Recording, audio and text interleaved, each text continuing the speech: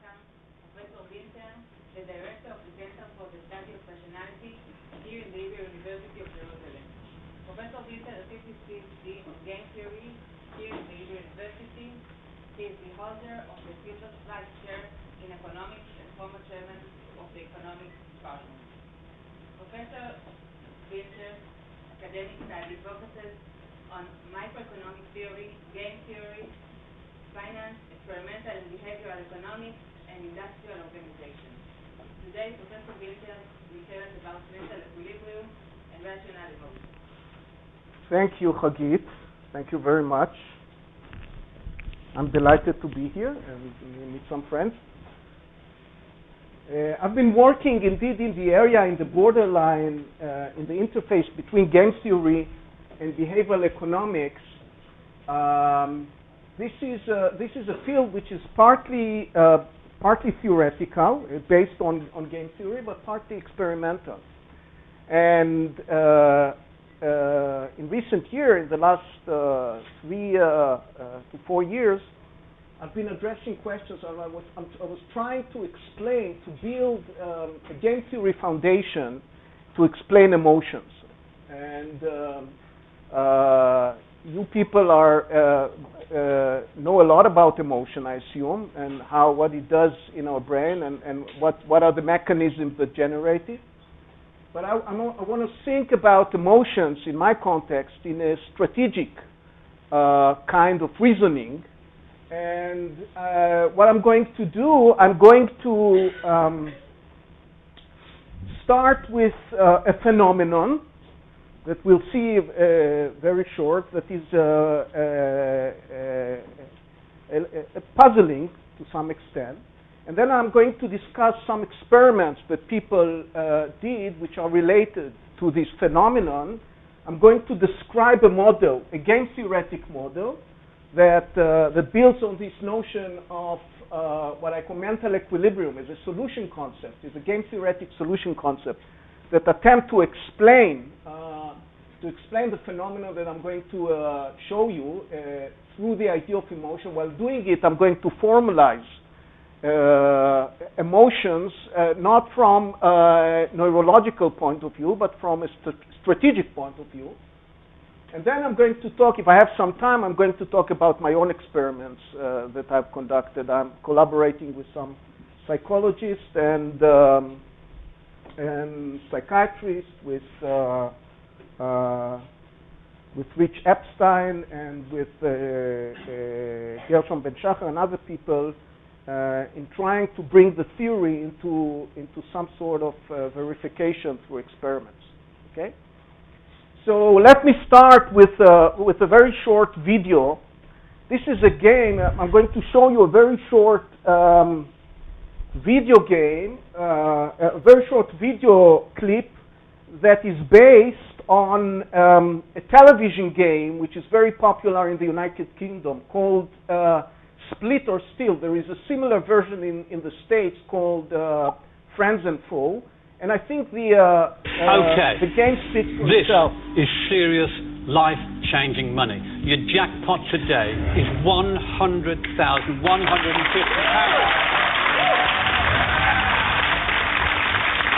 You have one final decision to make. Easy decision. We're now going to play Split or Steal.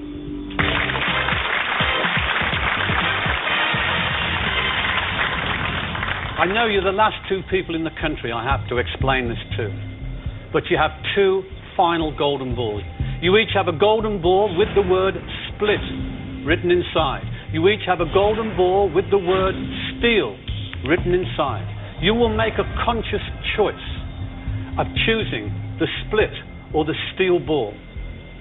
If you both choose the split ball, you split today's jackpot of £100,150 and you go home with £50,075 each.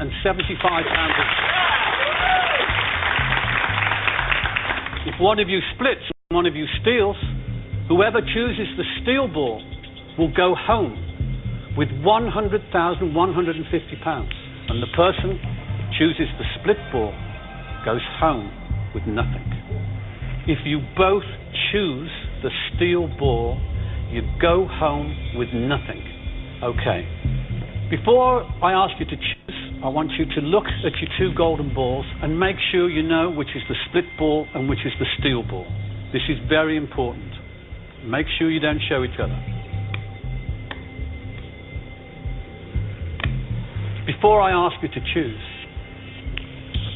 I think you have some talking to do to each other. Stephen, I just hope they weren't puppy dog tears and they were real tears and you were genuinely going to split that money. I am going to split this.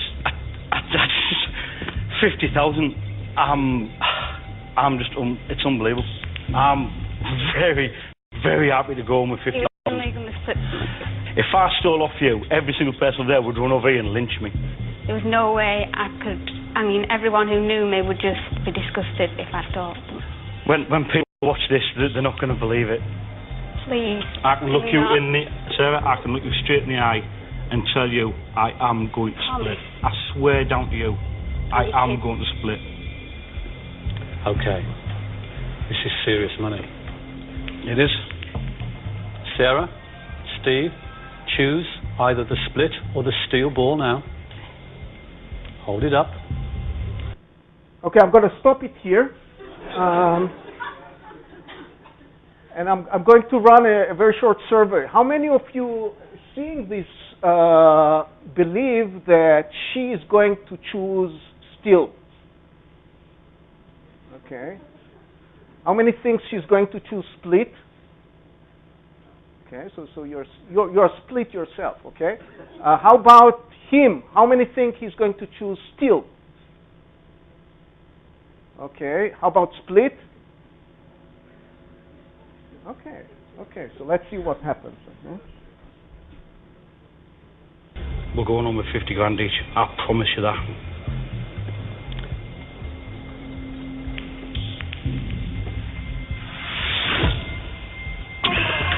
Split or steel?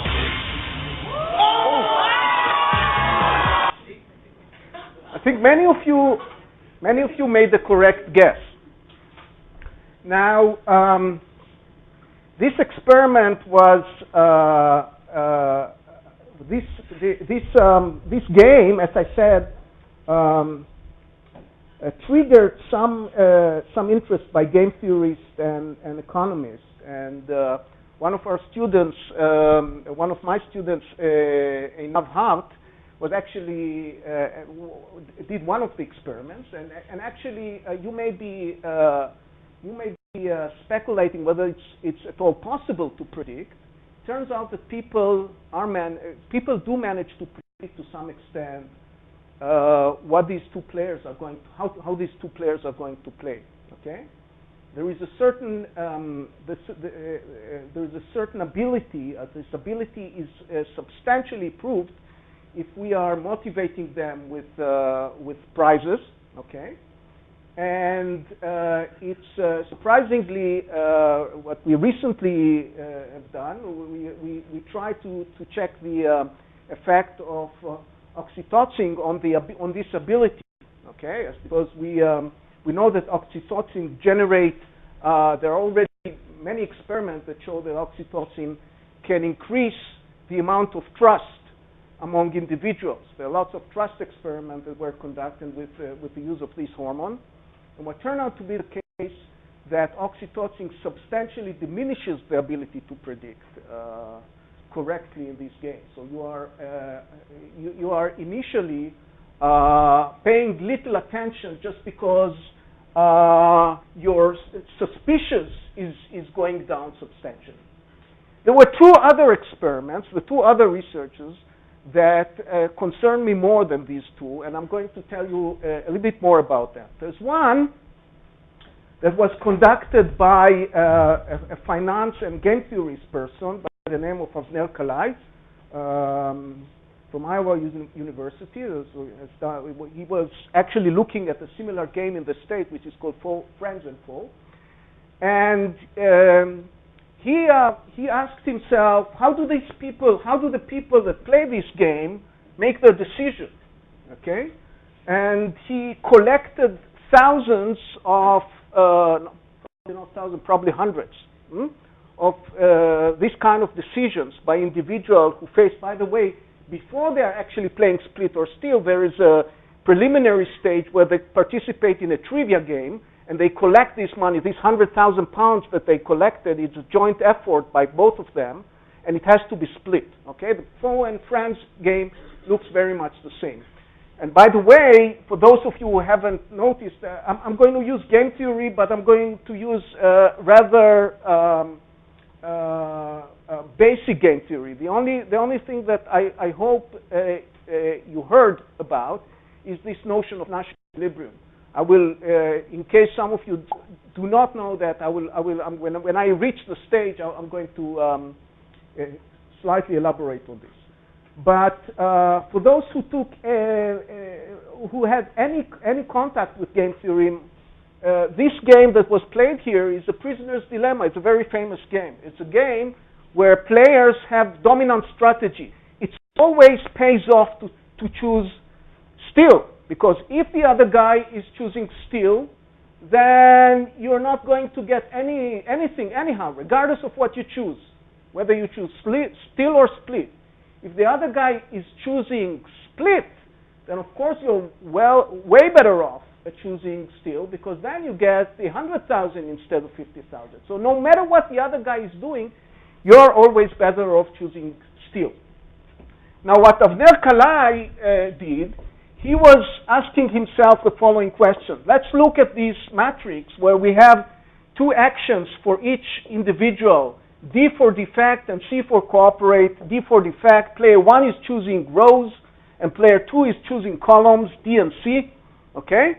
And let's put inside the proportion of the entries. You know, what's the proportion of the game that were played DD? Let's call it alpha DD. What's the proportion of the games that were played DC? Okay, alpha, DC, alpha. I'm going to answer your questions. Alpha, CD, and alpha, CC. Yes? Usually in the game theory, the prisoner's dilemma, they're not allowed to talk. In this game, were they allowed to talk? They're allowed, yeah. Usually they're not allowed to talk. Here they're allowed to talk, and this makes this game completely different than the usual prisoner's dilemma. And then he asked himself, probably people are using mixed strategies. So people are choosing a certain probability by which they are choosing to defect and to cooperate. And the other guy is also choosing whether to defect and to cooperate. Maybe they are sort of mentally toss a coin in their mind before making this decision. If this is the case, then these four numbers that I inserted here in this matrix must be a probability distribution generated by a product. Okay, it must be coming from some marginal probabilities for each player. However, what he managed to show is that these four numbers are never a probability distribution coming from a product. In fact, you cannot find a probability for choosing B and C for player 1 and a probability of choosing D and C of player 2 in such a way that if they toss the coins independently, we'll get these four numbers here. And in fact, what more specifically what he found out, that most of the weight is generated on the diagonal. Okay? Okay?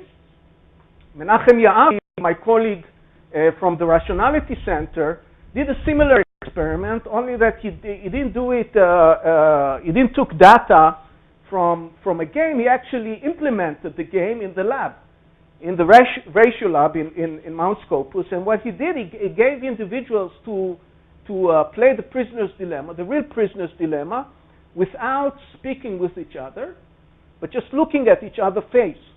Okay? So they could not communicate. They just looked at each other's face, and he found the same phenomenon. Most of the weight was concentrated on the diagonal. Okay, to a certain extent, you know, the way I interpret this is like mind reading, right? You read the mind of the other guy. If the other guy is about to play D, if he's about to play steal, your chances of playing steal are higher. Okay, he's about to play C, you will play C with a higher probability. So this is a quite surprising finding.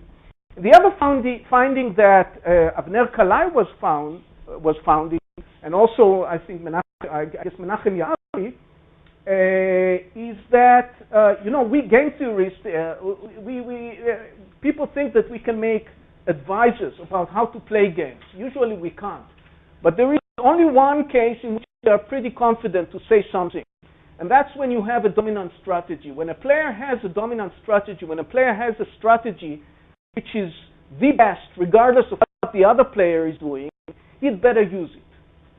Surprisingly, what Avner Kalai was founding and what Menachem Yamin was founding is that that's not the case. In fact, if you look at the conditional expected payoff for this player, conditional on that you played C and not D, or conditional on that you cooperated, you choose split, then your expected payoff with choosing split were higher than those people who were choosing steal. How can it be? I mean, we just said that choosing steal is a dominant strategy. Well, it can happen, and it does happen because of this correlation here. Okay, it happens because whenever you choose steal, whenever you decide to choose steal, okay, it affects the probability that the other guy will choose steal. So the other guy is sort of is able to make some sort of prediction about what's the likelihood that you'll play steal or split. He or she behaves upon this likelihood, and consequently we get this diagonal effect, and also we get the fact that if you are playing steal, you're probably going to encounter a high probability of steal by the other guy, which will make you worse off. Okay, so this is the observation, and I want to suggest to you a model which is or an explanation which is built on a model of mental equilibrium, and then perhaps support this model with some other experiment that I conducted myself with associates, with friends and co-authors. Okay, so let me, yeah. There's not a significant difference from the original game because this game, the both this route they get nothing, whereas the original game there is some reward. The game differs from the original game only in this indifference, right? That here you are indifferent between, if you know that the other guy is choosing steal, you are indifferent between choosing steal and split. In the original prisoner's dilemma, you're always better off choosing steal, okay?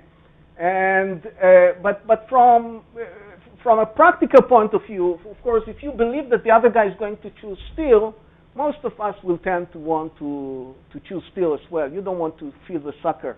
He chose steal and you are ending with split. Yes. Is there a cultural dependence that some societies are more cooperative? This we know from other experiments. Yeah, we know from other experiments. There are a lot of literature on multicultural experiments, and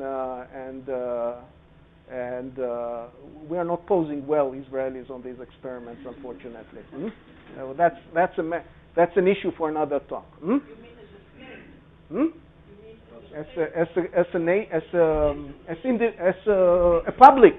As a public. Okay. So let me tell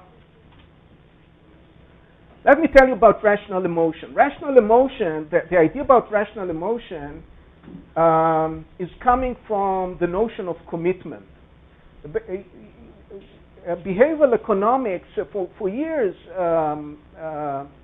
has treated the emotions in a very both behavioral economics and game theory in a negative way. Basically, emotions are phenomena that are driving us away from rational decision making, and we tend to be punished for behaving emotionally. Okay, and this obviously is correct to many strategic situations. But there is another face to emotion which I wanted to highlight in this paper, which is that emotions are facilitating, to some extent, some of our rational decision making. Okay, and they do so primarily in cases of interactive situations, because emotions are also mechanisms by which we manage to make commitment. And as we know, game theorists know that commitment is very crucial aspect in strategic decision making. Let me tell you what I refer to. Let's take anger, for instance.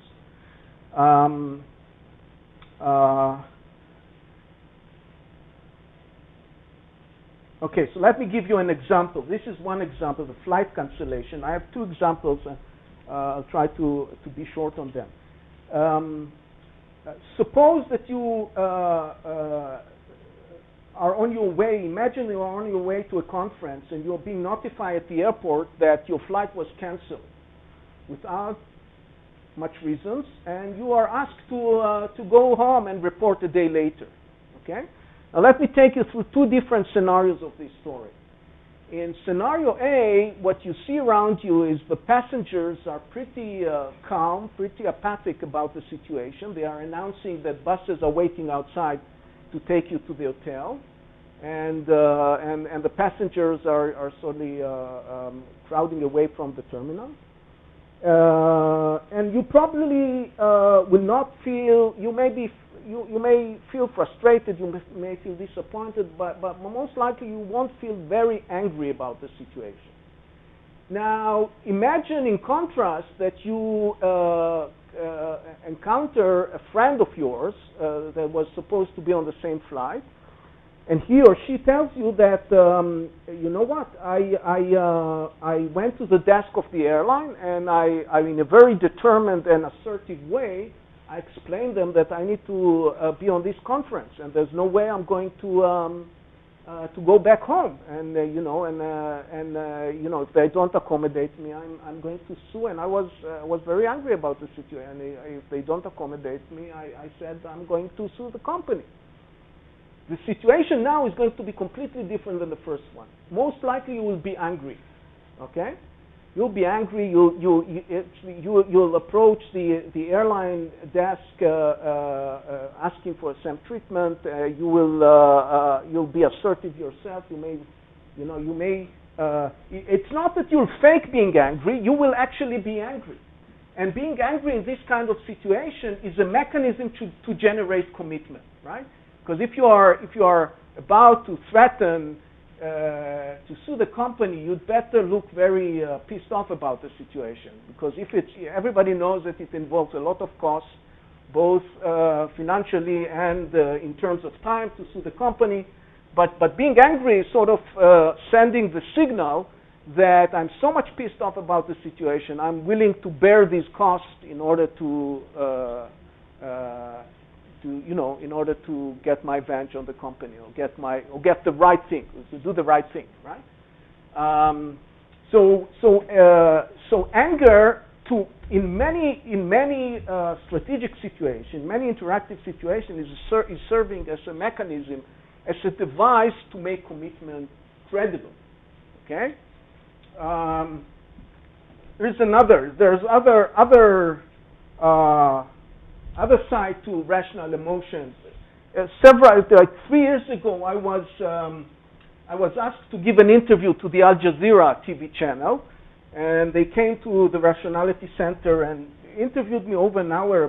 They had a reportage on Israeli academics, and they asked really a lot of questions. And at some stage, they got into more personal questions. They started with academics, with the Rationality Center, with our Nobel laureate, and at some stage they wanted to know where I'm coming from, and who are my parents, and how did they got to be in Israel, okay? And I recall that before giving this interview, I asked myself, why do I do it? What's in it for me? The answer was that if I'm able to influence even marginally public opinion among Arab viewers, that's my payoff. That's the benefit that I get from this interview. And when they started asking about my parents, I told them the story about my father, which I told dozens of times before to friends and relatives. Never got too much excited about it. I told them about the way my father escaped from Germany when the Nazis took over, and he had to wander as a kid through different countries of Europe until he found his way to that time Palestine, and was an orphan in Palestine, trying to survive to do all sorts of jobs in order to survive. And I told this story so many times without being excited at all. It was just in front of Al Jazeera TV that I couldn't hold my tears. This is rational emotion. This was not faking. This was clearly not faking. This was an emotional situation that was triggered by incentives. And incentives here is the punchline. Okay, we often are able to generate emotional states because they serve us well. Okay, and that's the basic that's the basic idea, and I'm going to formalize it. And if I have time, I'm going to show you an experiment on rational emotion about generating emotion by incentive that I did with Gershon Ben Shachar and one of my students. But I'll address questions first. But the ability to take emotions would also be an evolutionary mechanism that might be used. Right, and of course. So there are two forces here, two evolutionary forces. One being able to generate genuine emotion. And there's also an evolutionary process for you to be able to detect whether the other guy is faking or. And this will all come into the model. Okay, so detection is not going to be perfect, right? Okay, yes. Yeah. I have just half an hour. Okay, so I'm sorry. I will address question later. Okay, so here is the notion. I'm going to go a little bit fast, but not too fast. So here is the idea. Players are born endowed with material and selfish preferences. You know, one of the things that behavioral economics is doing wrongly in the last several years is trying to explain the discrepancy between game theory and actual behavior by attributing players or individual preferences like venge and fairness and this kind of thing, without trying to ask the question, where is it coming from? One of the purposes of this example is to endogenize preferences, to be able to ask why people behave, why people are venging, why people are developing faction or fairness or whatever. Okay, so the benchmark is material preferences. This is what individuals care about. They care about, think about it, about food, about survival probability, about fitness. Okay, but in addition, when they engage in interaction with other people, they develop preferences which may not be consistent with their material preferences. Okay, they may develop preferences for inequality aversion. They may develop preferences for greed or for spitefulness. Okay, but these preferences, okay, I call them social preferences. Okay. Now, when these preferences may depend on the strategic environment in which they operate, who are you playing, your mood, and lots of other things. And now these preferences and your behavior have to form together an equilibrium. And this is the basic idea. What is an equilibrium? An equilibrium is a situation in which what you do is the best response to what the other person does, and what the other person does is the best response to what you do. Okay, that's roughly the concept of equilibrium. But let me make it a little bit more formal. Okay, so these preferences that I call mental preferences have to satisfy the following property. The strategic interaction is resulting with the Nash equilibrium. So they play a Nash equilibrium, but they play it with respect to the mental state, the mental preferences, the psychological preferences. Okay, this is one thing. The other thing, and this is the most important aspect of this concept, these psychological preferences are not arbitrary. They themselves have to be best response to the psychological preferences of the person that you are interacting with. Okay, so here is a sense in which they have to be best response. Each player mental state must be a best response to the mental state of the other, in the sense that no player can unilaterally change his mental states in such a way that by me changing my mental state, the strategic environment becomes such that it admits another equilibrium, okay, with respect to my new mental states, that treats me better in terms of my material preferences, okay? Okay, so if I'm playing with Danny, I have a mental state, and Danny has a mental state, and there should be two conditions that have to be satisfied for us to play a mental equilibrium. First, we play each of us with respect to our mental state, mental preferences, and mental preferences are just the payoffs in the game, okay? And in addition, okay, so we form an equilibrium in our mental state, and in addition, my mental state has to be best response to Danny's mental state, okay? I cannot choose a different mental state that will give rise to a different strategic environment that will get me more point in terms of my material preferences, in terms of the probability of survival, okay? In terms of the food that I'm getting. Okay, let me just put this into a formal definition.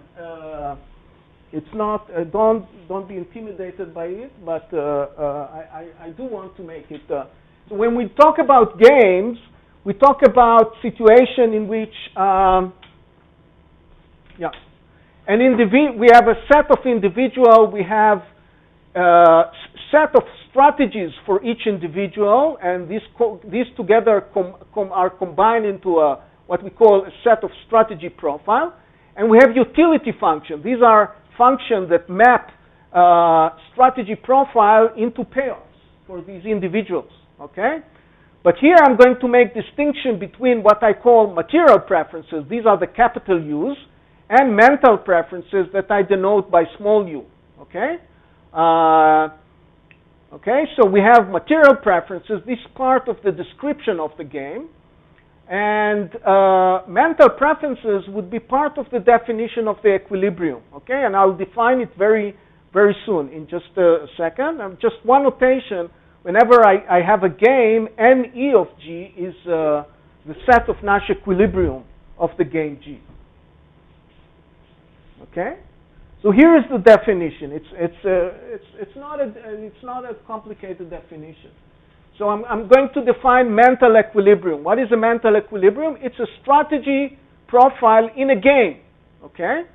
What does this strategy profile has to satisfy? It has to satisfy two conditions. First of all, this strategy profile has to be a Nash equilibrium with respect to the mental preferences. There are some mental preferences with respect to which S forms a Nash equilibrium. Okay? Secondly, is that these mental preferences have to be optimal. Okay? And this second condition speaks about the optimality of the mental states. It says there exists no player I, a mental state ui prime, a different mental state, so think about me changing my mental state, and a strategy profile S prime, such that S prime is again a Nash equilibrium, but not in the original game. It's a Nash equilibrium now in the game where I changed my mental state. So there cannot be such a case in which by changing my mental state, I'm making myself better off with respect to my material preferences. Okay? Okay?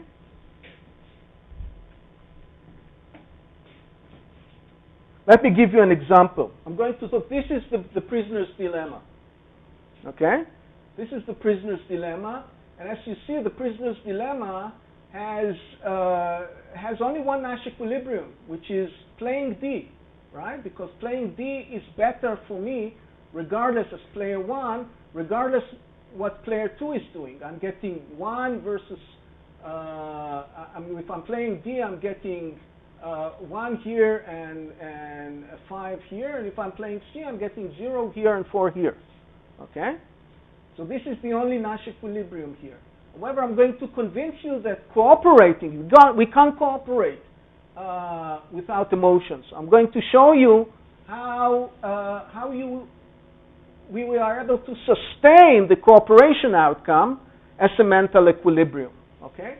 So to show that, I have to show you a set of mental preferences that will support CC as a mental equilibrium. Okay? And I wrote these mental preferences here. Okay? What should be my mental preference? If you look at these mental preferences are very clear interpretation. The property of these mental preferences is that we are reciprocity seeking. We suffer a lot from any situation in which I did something else than the other guy. Whenever I do C and the other guy does D, we get a very low payoff, -1. Okay, so I hate to choose D when the other guy is choosing C, and I hate to choose C when the other guy is choosing D. But any other choice which give us the same outcomes, like CC and DD, we are getting the same payoff. Our mental preferences, our mental payoff is just identical to the material payoff. Okay? Yes? On your system, where does the hate come from? Why do I hate the fact that... I'll answer. Let me just give this example. Let's explain this example and address where the emotions are coming from. Okay? So, why is 4-4 a mental equilibrium? Okay, so what I have to show, first of all, I have to show that with respect to these mental preferences, 4-4 is a Nash equilibrium. And this is clear, because if I do something else, if we're playing CC and I deviate, I'm getting -1, which is worse. Okay? The second thing I have to show is that if I change unilaterally my mental payoff, I cannot make myself better off in terms of the material payoffs. I cannot get more than 4. Well, how can I get more than 4 by changing my mental state? The only number here which can give me more than 4 is 5. How can I get 5? I can get 5, for instance, by choosing a mental state that drives me to choose D, regardless of what the other person is doing. Okay? But what will happen if I do something like that? The other guy has this mental preference. He would avoid a situation in which we play DC. If he thinks that I'm going to play D, he would deviate. He would deviate, and the outcome that we'll end up getting is 1-1. Okay? So I cannot get anything better than 4-4 by means of changing my mental state. I have more general result that says in a class of games, okay? In a larger class of games that include both the chicken game, the prisoner's dilemma game, and many other games, I can address the question, what are the mental states that will support cooperation? All these games have some notion of cooperation and behaving cooperatively and behaving non-cooperatively. And it's an interesting question to ask, what are all the mental states that will support a mental equilibrium in which people will play cooperation in these games? Okay? Putting it differently, what kind of psychological state of mind should be individuals in order to be able to interact in such a way that they will eventually play cooperation? And I can characterize all these preferences, and the conclusion is that the only thing that the common property of all these preferences, all these mental preferences that drives people to play cooperation in this class of games is the property of reciprocity. Reciprocity is the key property. Namely, what is reciprocity? Reciprocity is just preferring to choose C on D when the other guy is choosing C, but preferring to choose D when the other guy is choosing D. Okay? So now you ask, where does anger or hate is coming from? You want to make distinction between hate and anger, or are you asking also about anger? I want to understand under the system why is it that I hate being in that situation? Where does reciprocity come from? What is the meaning of it? The way I'm thinking about it is that there are mechanisms that generate, probably evolutionary mechanism, that generate emotional state in many situations, not in all situations. And by the way, evolution doesn't work efficiently. We know all that when we have a pain. You know, pain is a very important evolutionary mechanism to protect ourselves. But sometimes we have pain when it's clear to us what we have, and yet we suffer. Okay, and likewise with emotions. Some of the emotions in some of the situations are serving us, because they affect our action, and they affect the other person's action when he encounters our state of mind. Okay, and anger and hate could arise as a mechanism to make sure that you avoid contacting to somebody, because this person can be harmful to you. Okay, so there's a mechanism that generates hate that trigger you to stay away from the guy. Anger is triggered by a mechanism that facilitate commitment in many strategic situations. Yes, there was. No, I mean, I okay. urge you to go on unless. Okay. You So I'll address yours and. Would you ascribe the same kind of emotions to nations rather than? It's already taking us far away, but it's. Try to keep the question to the end because. Okay. It seems quite interesting. Okay, so now what I'm going to do? Am I going to say something about the story that? I'm going to go back to split and steal, and I'm going to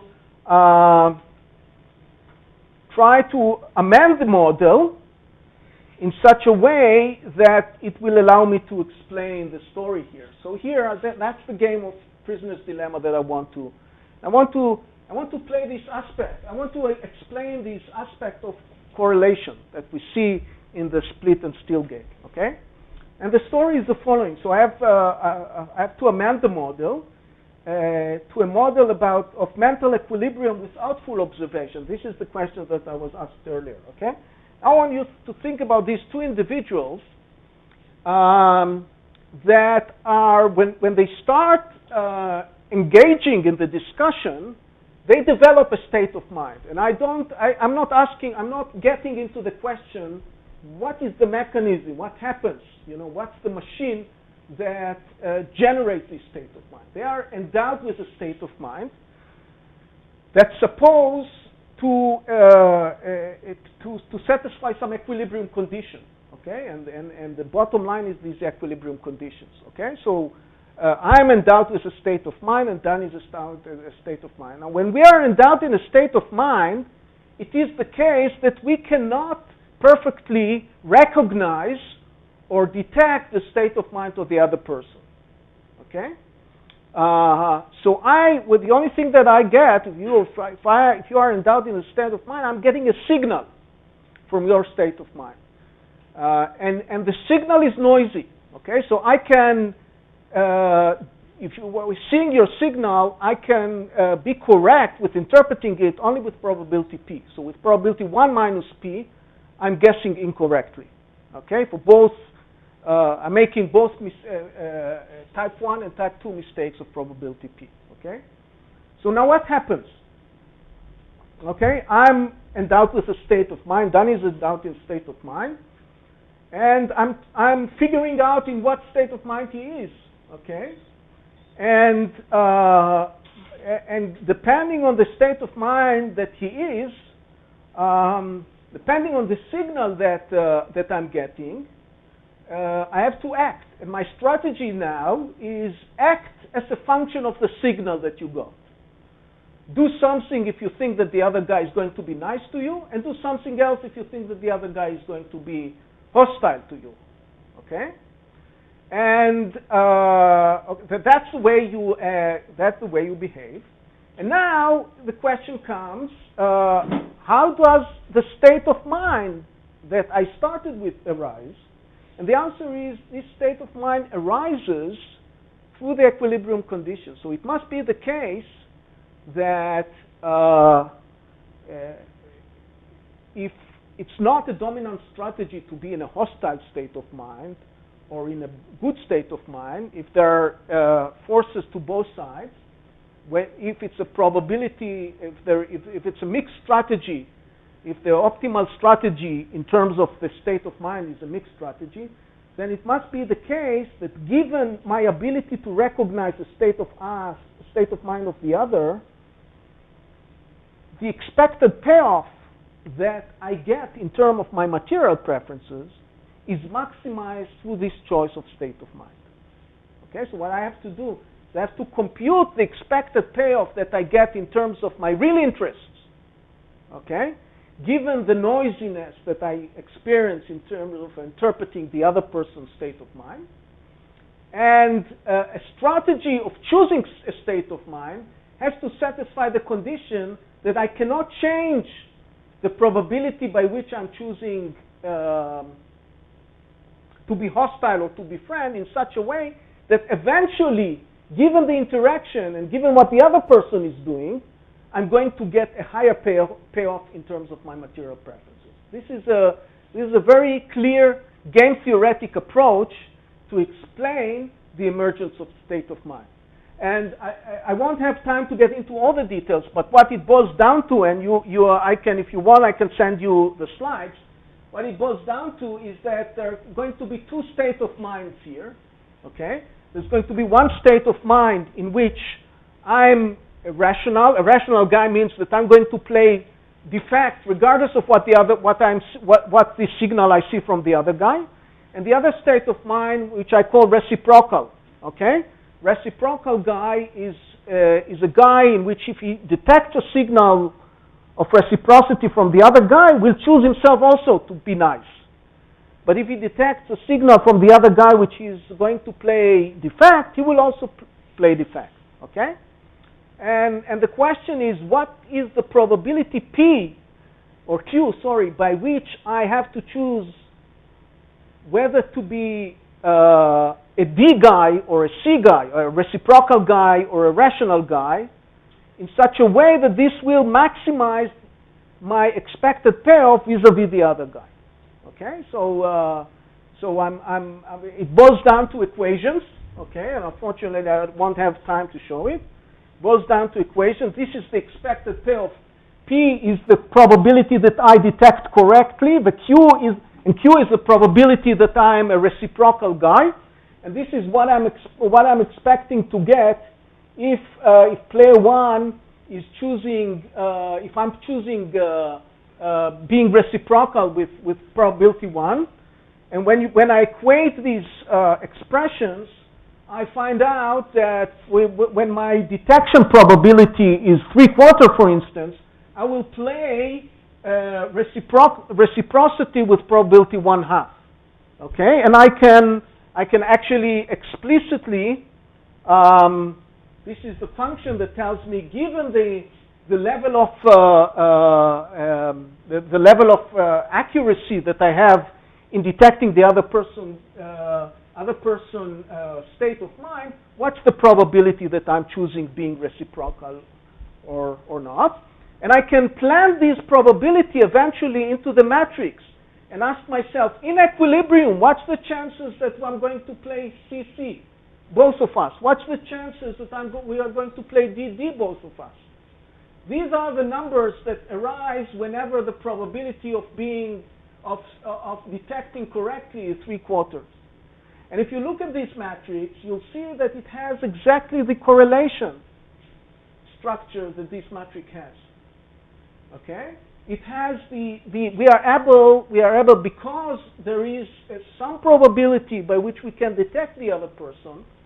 We generate in equilibrium. We generate correlation.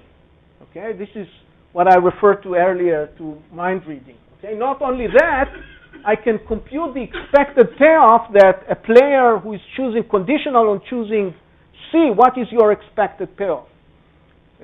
Conditional on choosing D. What is your expected payoff? And for some values of P, I can show that playing C in the prisoner's dilemma will get you a higher expected payoff in mental equilibrium, although playing D is a dominant strategy from a pure game theoretic point of view. Yes. So it seems to me that if I always play in reaction to what you are trying to do, then so let's say I decide to feel and in response to your, when you look at me, you figure out that I decide to feel and you change the response. There is this, so isn't there an assumption that... But eventually there are values Q and P for which it's going to be a fixed point. My best response is going to be my Q is going to be best respond to your Q, and your Q is going to be best respond to my Q. Okay, that's what we show. Okay. So it always reaches a fixed point. Sorry? It always reaches a fixed point of what you... Yes. Okay. So now I have 5 minutes if I'm not wrong, or slightly less. Okay. I'm very briefly. I'm going to tell you something about the experiment that we did. What we wanted to show is whether incentive can generate emotions. There is a very famous game called the dictator game in economics that has been played hundreds of times, and this is basically a game of donation. Okay, the game of donation. You are given a certain amount of money, and you are asked. You can take all the money for yourself, or you can donate part of it to the other person. Okay, it's up to you. Usually people donate about 20%. Okay, what we did, we wanted to see whether by incentive we can affect the mental state or the emotion of the other person. And what we were concerned not about those who make the offers, but those who respond to the offer, who receive the offer.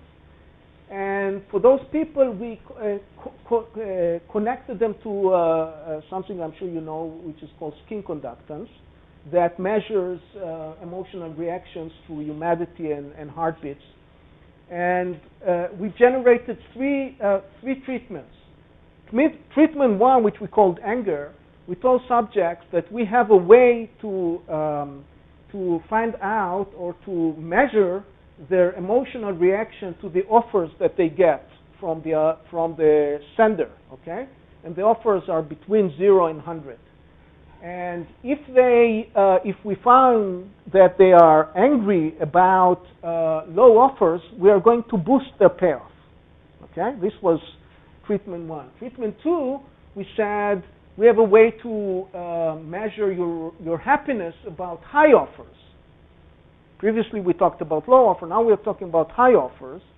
And if we find that you are satisfied with high offer, we're going to even boost your payoff further. And treatment three was just the control. We just let them play the standard game. Of course, we measure the emotional reaction, but we did not trigger them to anything. And I can show you one. I think I'll have time to show you just one graph. Okay, this is not the one I want to see. Okay, well, maybe I'll show you two. What we see is that the anger. This is the amount of reaction that we got. This, as you may know, is measured both by means of amplitude and latency. And what we see that the overall reaction, emotional reaction in the angry condition. The calm and the happy are pretty much the same. But more interesting is this figure, which shows that the difference between low offers and high offers in all these three treatments. Calm is blue, red is angry, and happy is green. And we see that low offer, the reaction, the highest spike here is in the angry condition under low offers, okay? They don't seem to be very much angry when they get high offers, but they don't seem to be angry when they get low offers in both the calm condition and the happy condition, okay? They don't seem to be very much happy when they are incentivized in the happy condition to become happy. So it is, when they get high offers, their emotional reaction is slightly higher than that of the angry treatment, but it's not significant, okay? So eventually what we can see is that it's very easy to trigger people to become angry. And the way that there's all sorts of mechanisms to become angry. One very effective one is to think of something that made you very angry in the past. But it actually triggers you from any objective point of view. It triggers an emotional reaction. I mean, it's completely indistinguishable when you think of something angry that happened to you.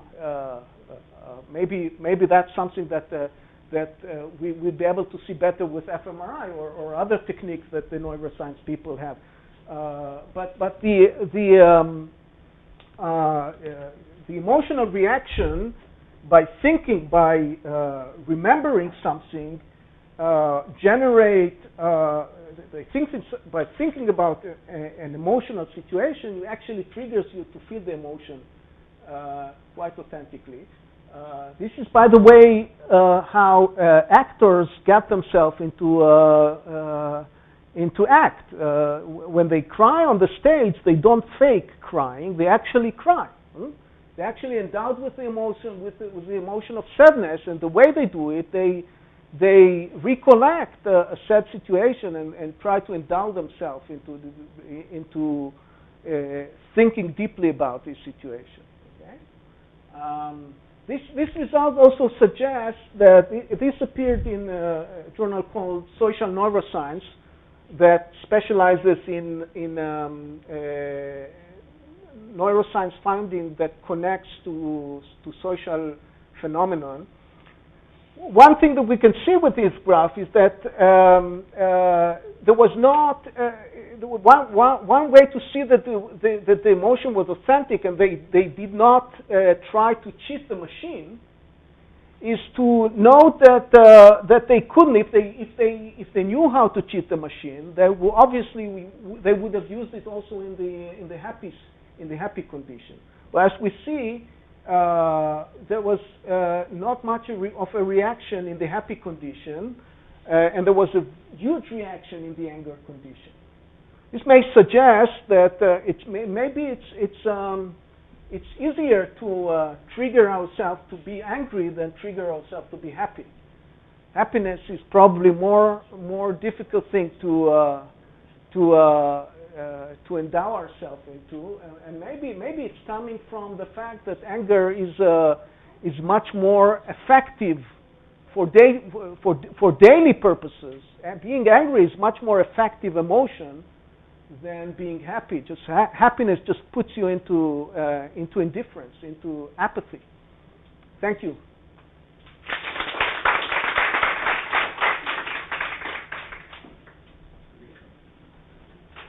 Yeah, please. I have 2 points I'd like to make. Well, first of all, about distance, you have the slide. It's possible that what you're showing here connects to your other part, is that our expectations from our colleagues is that they'll give us a fair share of what they just received. Therefore, I'm not terribly happy about it. No, but when I'm not incentivizing you, you are not reacting in an anger manner, right? Right, because you told me that I should look. In other words, like what Simona just said, it's more a disappointment type reaction towards standards of collaboration rather than the difference between, because what you're showing here is the difference between emotions. Anger somehow triggers is stronger in some physiological sense than happiness. Yes. But it could be connected to the social standards. Maybe because of the bias you create. Well, you're thinking about the bias that you create by the fact that you ask. I'm thinking that your way of increasing happiness simply didn't work out. Whereas your way of increasing disappointment or anger did work out. That's the result. In terms of the difference between the emotions, but in terms of the strategy of increasing happiness. Okay. So there should be a different strategy or a different type of experiment in order to increase happiness. Okay, that would be if you can think about a strategy like this, I would be very glad. The more important one that I would like to ask you about is this material preference. Yes. There is evidence from child development from very young babies that deprivation of social contact is as detrimental to child development as deprivation of food. Mm-hmm. Right? Yes. The consequences can be retardation. Very simple. So in other words, it's not the mental state in the service of material benefits, but the mental state that you were talking about, of collaborating and being socially well with your comrades, is as crucial as what you call material needs. So there's another type of reward. It's another type of. It's another type of reward. Right, but it's critical to your definition of rationality. Rationality includes being social. Yeah, but if you ask yourself, why is it a type of reward? You can go back to the evolutionary explanation. Ask why do we, why do we feel, we're stuck in a traffic jam and we want to. Human babies die if they don't have love. Yeah, exactly. The same way they die if they don't have food. I mean, it's crucial to survival, right? So, in other words, the notion of rationality it has to include the type of behavior that gives you emotional satisfaction. The emotional satisfaction is the outcome. Matrix can reflect social reward as well. Yeah. There's nothing wrong with it. It's already in the it's already these material preferences may in themselves reflect those emotional. No, they did. If it's something that goes down to your survival, then you can incorporate them in the material preferences. Yes. My question is completely the other side. Yeah. One of the functions is the honesty in signaling. You have to have a signal that tells the other one something. No, it's not a matter of honesty. It's a matter that you are limited in your way to fake your emotional state. Yeah, that's an assumption. That's an assumption. No, I mean the assumption. Anything else would be an assumption. This is the non-assumption. Anything else would mean that you can perfectly fake your mental state, or perfectly detect the mental state of the other. I'm not assuming neither. Okay, I'm assuming that there is some ability to fake and there's some ability of detecting. How much it is depends on P. But now, just a minute. Now, if you have a P, I have the benefit in this measured circumstance for lowering my P. I'm the only one who says better. But you are limited in how much you can do it. Not being able to control it fully is an assumption. No, you can change your P, but eventually you are ending up with some P. No, I want to choose my P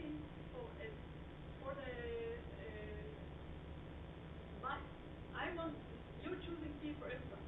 I want to choose my P individually. You're not allowing me to do that. Obviously, obviously in many of these situations, you want to take the P as low as possible. From your point of view, you want to cheat me, right? And I'm saying, okay, you want to take your P as low as possible. There is some bound. You can't get it below a certain level. And if you say you can get it to 0, you can get P to 0. I ask you, where is this assumption is coming from? Assuming that you can get it down to 0 is an assumption. Assuming that you are bounded somewhere away from them. Okay, so that's part of the P's don't have to be uniform over all individuals. Sorry? That lady in your movie showed us that Everybody may have different ability, and this is reflected by different characteristics of the P for different individuals. Different level of P's for different individuals. Yeah.